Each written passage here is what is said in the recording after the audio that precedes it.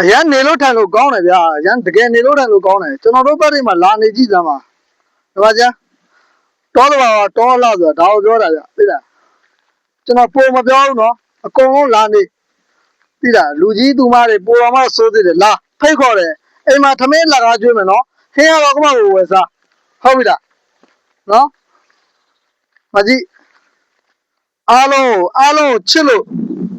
တောရသဘာဝတောရလာလို့ပြန်လာခိုင်းလိုက်ရိုက်ပြတယ်နော်အလောက်က10ရက်ပဲဒီနေ့မှ first day ပဲရှိသေးတယ်1ရက်ပဲရှိသေးတယ်နောက်နေ့ကျလို့နေလိုက်ရိုက်ပြပါမယ်လိုက်ရ share ရလောက်တာနော်လိုက်ရ share ရလောက်တာအဲ့မှာဒီကွက်လာတွေလည်းဘယ်သေးဆိုပြောပြမယ်လိုချင်ပြောတာလှမ်းမှာပါဟုတ်ပြီလားမကြည့်ရန်ကောင်းတယ်ဗျာဒီမှာအလောက်ပါဆိုလည်းကြားဒီကွက်တွေကြဲကြီးတွေပဲ share ပဲ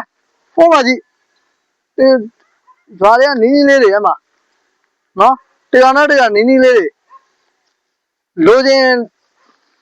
င်လာခဲ့လိုချင်ဆက်သွယ်တယ်ကျွန်တော်ဟုတ်လားကျွန်တော်အားလုံးကိုကူညီပေးမယ်ဗျာလှုပ်10ရက်ပိတ်တဲ့အချိန်မှာကျွန်တော်အားလုံးပင်ပန်းခံပြီးကျွန်တော်လိုက်ပြဟုတ်လားမကြည့်အပင်တွေဒါလေးကြပေါက်တဲ့အပင်တွေနော်စိုက်ထားတာတော့စိုက်ထားတဲ့အပင်တွေကသီးတယ်ပိန်းနေပင်တွေရှိတယ်သေရပင်တွေရှိတယ်နော်မကြည့်အိမ်လေးတွေကမှနောက်မှာ